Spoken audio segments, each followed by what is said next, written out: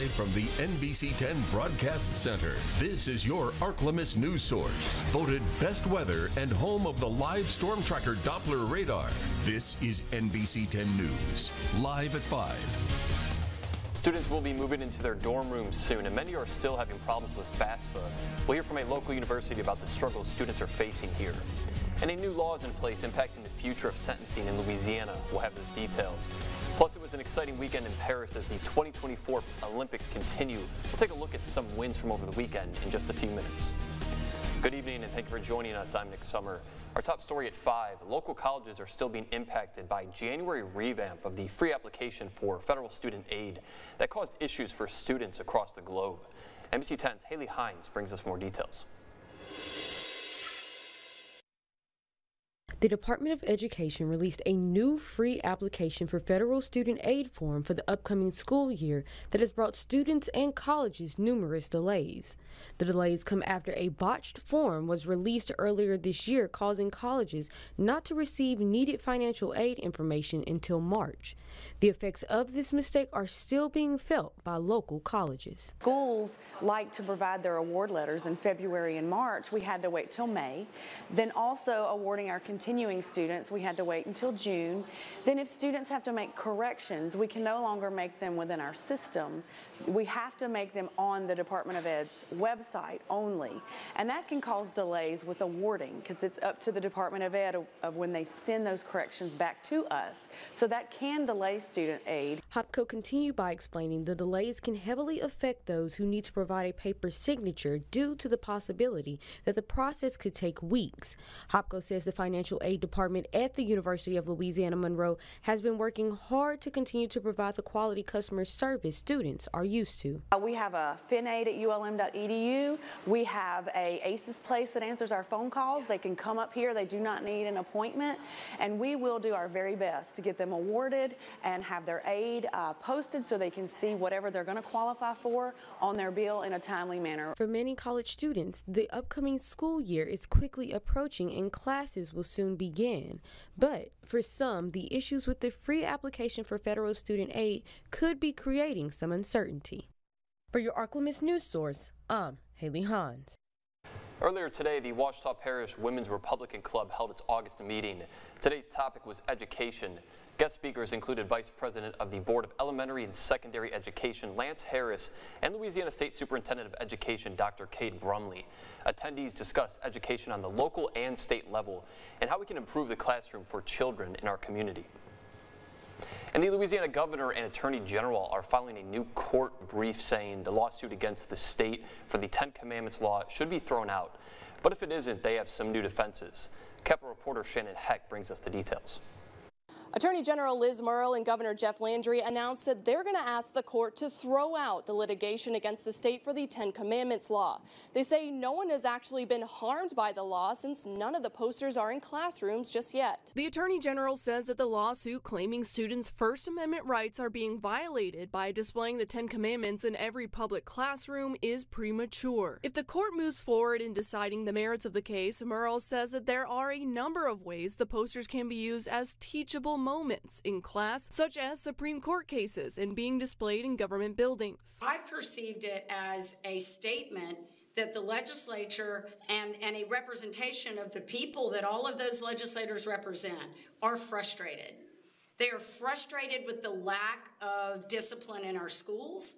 They're frustrated with the inability of the whole system at this point to impose some rules of order. No school districts have implemented the law as of yet, according to Murrill. While the lawsuit plays out in the Middle District Court, the parties agreed not to move to implement the law until November in those districts. Governor Jeff Landry says he doesn't understand why displaying the commandments is a bad thing. If those posters in school and they find them so vulgar, just tell the child not to look at it. When asked if other religious documents could be displayed in classrooms, Murrill said it would be up to the legislature to pass a law allowing it. The brief will be filed in court on Monday. For your local election headquarters, I'm Shannon Hecht. In a crime alert, the Monroe Police Department needs your help locating the man shown on your screen. 23-year-old Xavier Gibbs is wanted for cruelty to a juvenile, illegal use of a weapon, and obstruction of justice. If you have any information on Gibbs' whereabouts, contact MPD or Crime Stoppers. Both of those numbers are listed on your screen. News across Louisiana, multiple new laws have gone into effect, including the Truth in Sentencing bill. Dawson D'Amico spoke with 16th Judicial District Attorney Bo Dewey about the new law and the difference it will make for the future of crime sentencing in Louisiana. The Truth in Sentencing bill requires an inmate to serve 85% of their original sentence before any type of reduction. And I spoke with District Attorney Bo Dewey, who says he believes this will deter crime in the future. This Truth in Sentencing, law is a very good law for public safety. The new law amended a lot of previous changes that came in 2017 by the Justice Reinvestment, which attempted to reduce the population of incarcerated individuals in the state. Dewey says transparency in sentencing became an issue, and he says the Truth in Sentencing bill will now allow for more transparency with sentencing and will not change for different crimes. They can get up to 365 days off in CTRP credits, but we don't get involved in that. That's Department of Corrections. As far as we're concerned, that 10-year sentence carries with it 8.5 flat. Is it going to result in people being in jail, more people being in jail more often, and drive up those figures of people who are incarcerated?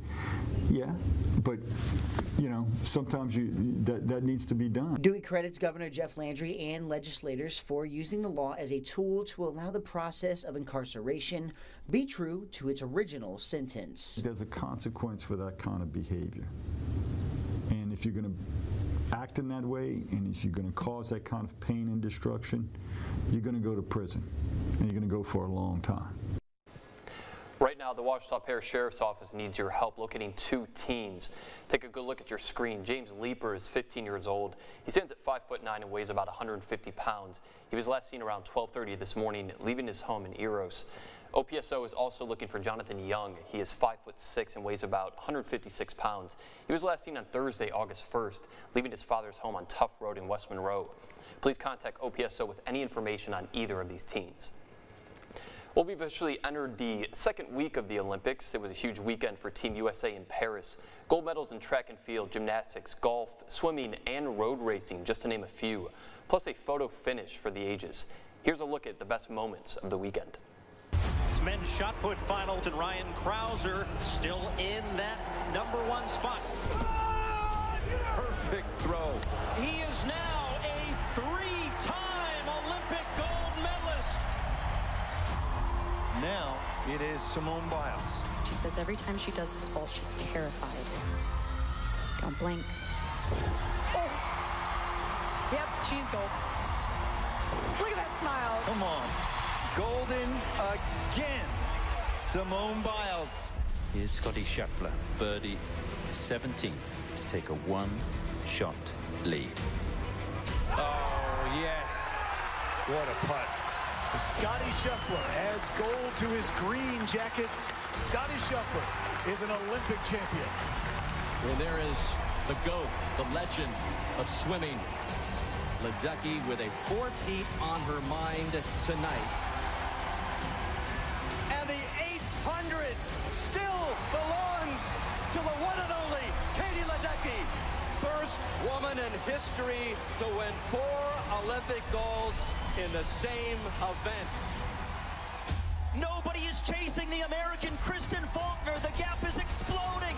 Kristen Faulkner in the shadow of the Eiffel Tower with a landmark U.S. gold medal in the women's road race. The bell sounds, 2 lengths to the pool to go for Bobby Fink. Running away in the end in a race he never trailed. Back-to-back goals in the 1500 for Fink. The Olympic final of the men's 100 meters. The ultimate showman of world sprinting. It's Noah Lyles. Who wants it the most? This is close. They're working on the photo. It's Noah Lyles. America, told you. What a finish there for Noah Lyles, taking the 100-meter final by just 0.05 of a second. Now let's check in to see who is leading the pack in this year's medal count. Right now, China leads with 21 golds. The U.S. has 20. Australia has 13. France and Great Britain are tied at 12 each. And South Korea rounds out the top 6 with 11 golds. The U.S. is still in the lead for total medals with 78. All right, coming up next, Hurricane Debbie made landfall in Florida this morning. When we return, we'll take a look at the aftermath and learn where the hurricane is heading next.